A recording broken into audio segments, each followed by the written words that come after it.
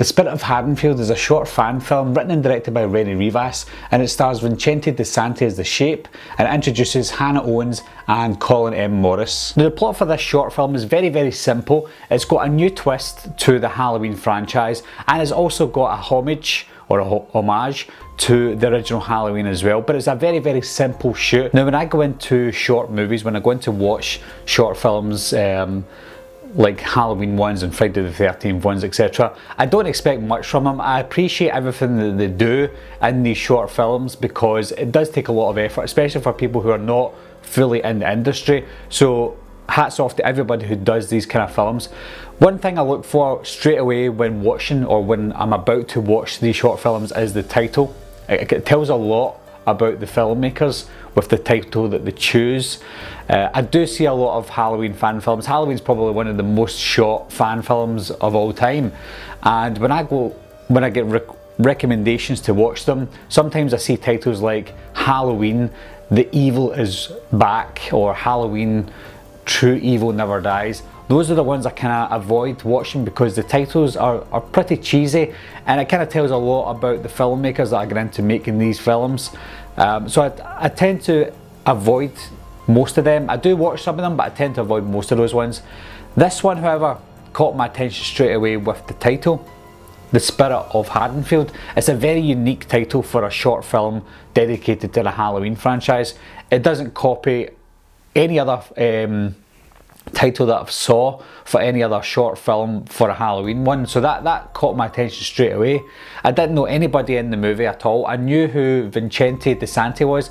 I'm really sorry if I'm butchering your name, but Vincente De Sante, he did Never Hike Alone, and he plays the Shape in this one. So again, it's got a familiar name to this short film already. So already the title is intriguing, and the person who plays the Shape is intriguing as well. Now, as a photographer, I go into looking at these short films for the cinematography and the photography as well. I know they're not taking photographs in the film, but you're looking at the bigger picture when you're panning around. If you take Leonardo DiCaprio's movie, what's it called again? The Revenant, his last movie.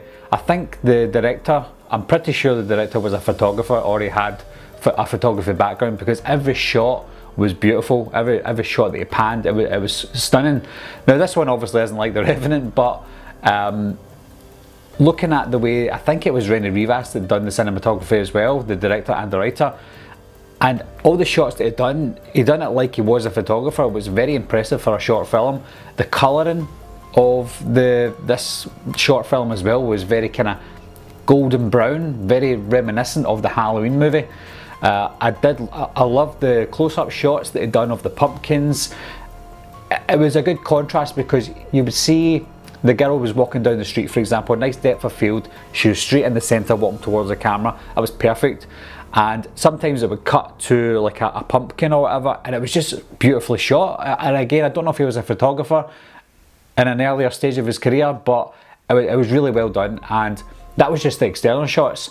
Now, when we got introduced to the Shape as well, that was a good kind of surprise, him coming in from the side.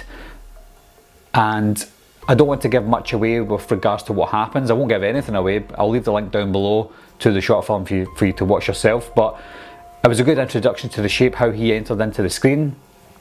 Vincente De Sante seems like a tall guy. I don't know how tall he is, but he looked tall in Never Hike Alone, and he was very tall in this. He walked pretty good.